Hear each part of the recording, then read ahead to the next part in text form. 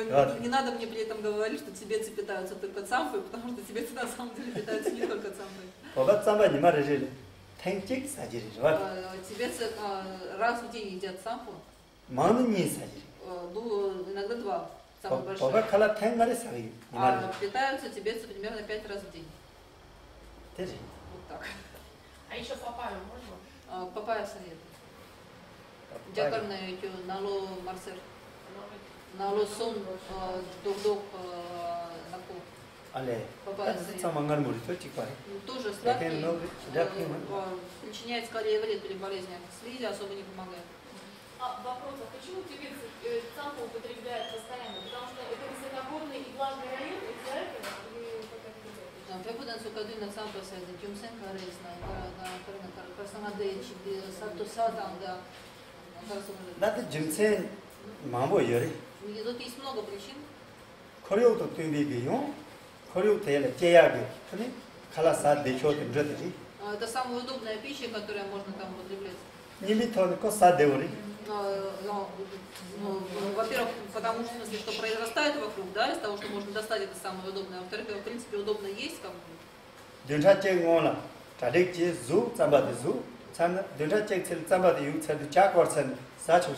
Если готовишь цампу на неделю, то у тебя на неделю как бы еда уже есть. Когда ты ее ешь, ты просто заливаешь ее чаем, и все, у тебя еда готова.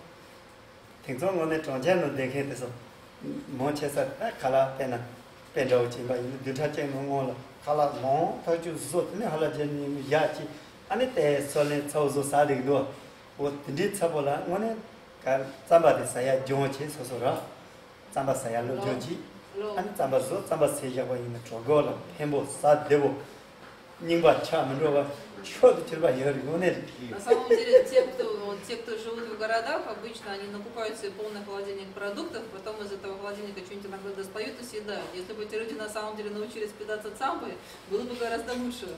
Потому что цампа это очень полезный продукт, и тоже на его приготовление затрат никаких не нужно.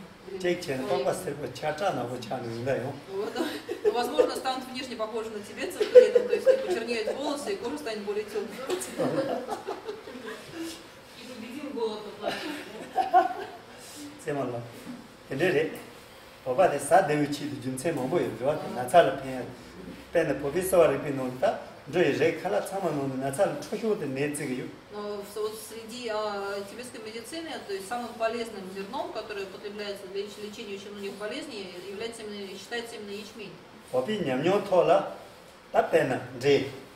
Например,